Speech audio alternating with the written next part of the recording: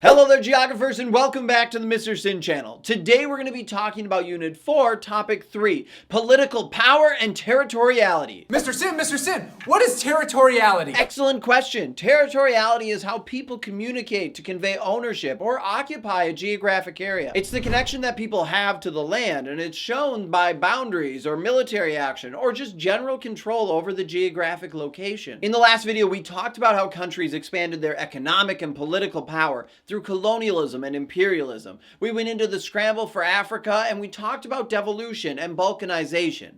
Now, while it's true that countries are no longer practicing colonialism and imperialism like they once were, that doesn't mean that countries have given up expanding their influence and power around the world. Today, MDCs, which stands for more developed countries, are using neocolonialism to expand their political and economic power over LDCs, which stands for less developed countries. Neocolonialism is the practice of using your own political and economic influence over another country to control it indirectly.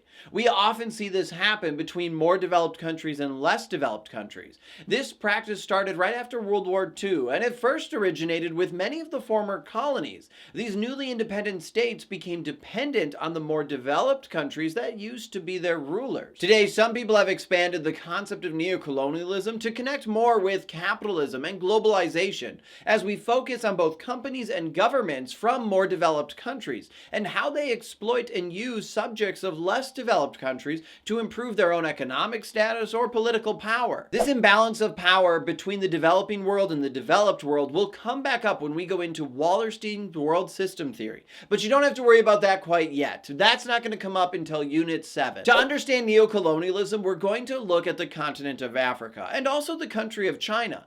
China's been making some pretty big moves in Africa and other parts of the developing world. In 2018, China announced that they would be investing over $60 billion into projects in African states, and this would be in the form of assistance and also loans. China's become the #1 foreign funder of infrastructure projects in Africa, coming in second only to African governments themselves. In 2008, China provided over $562 million in loans to help complete a dam that improved irrigation and also allowed for more of a stable water source. Recently, China helped build a $3.2 billion railway in Kenya. It's over 300 miles long and just opened in 2019. And this doesn't even scratch the surface of the amount of investments that China has been doing in Africa. These loans that China has been giving these countries are at relatively low interest rates, and they're pretty risky loans. There's a high chance that these countries won't be able to pay China back.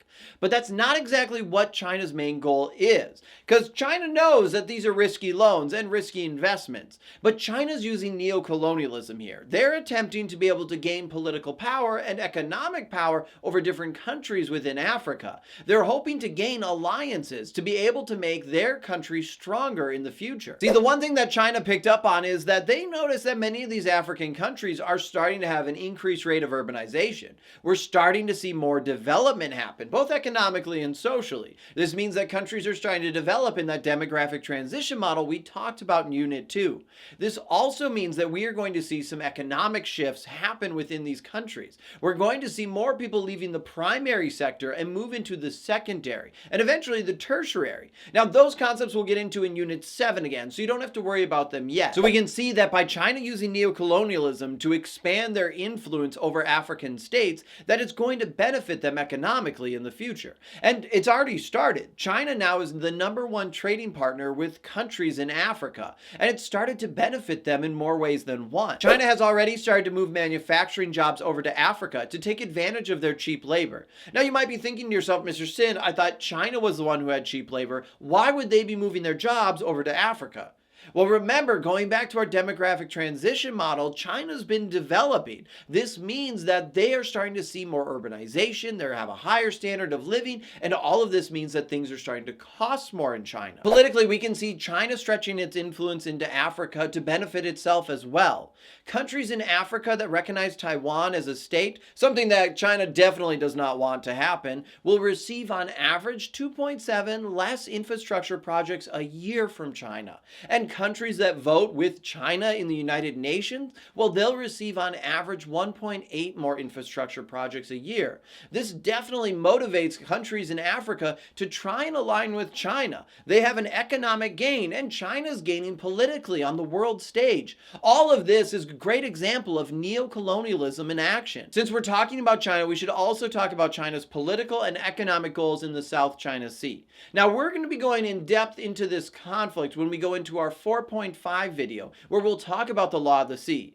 But for this video, I want to highlight another focus point of this conflict, which is the Strait of Malacca. This is a choke point, and it's a major choke point for oil routes. Choke points are a geographic location, whether it be land or sea, that you have to cross through in order to get to another geographic location. And the countries or country that control a choke point will end up gaining a lot of political and economic power. There are a bunch of different choke points in the world today. The Strait of Hormuz, the Panama Canal, or the Strait of Malacca are just a couple examples. And if any of these choke points were to be closed, or if transportation through these choke points was to be limited, we would have some disastrous consequences for the world economy. So we could see that countries that are in charge of a choke point, particularly major choke points that have a lot of goods and resources going through them, have a lot of political power. Speaking of political power, that gets me into our last two concepts of the video, which are shatterbelts and cultural shatterbelts. A shatterbelt region is a region that's caught between two or more external forces that are fighting.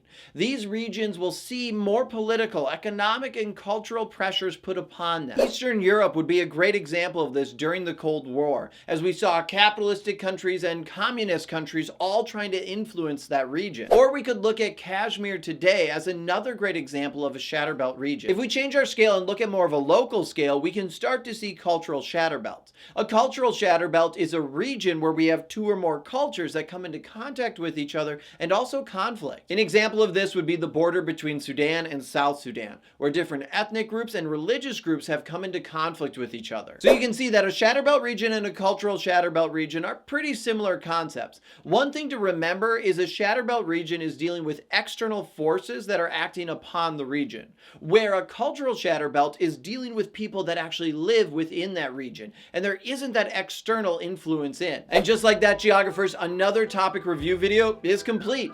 Now, if you haven't yet subscribed yet to my YouTube channel, I'd like to encourage you to do so. It's free and you can always change your mind later, but it really helps support the channel. It allows me to make more videos, and it'll also make sure that you get notified when I post new videos. Also, don't forget to answer those review questions on the screen right now, and check your answers in the comments below.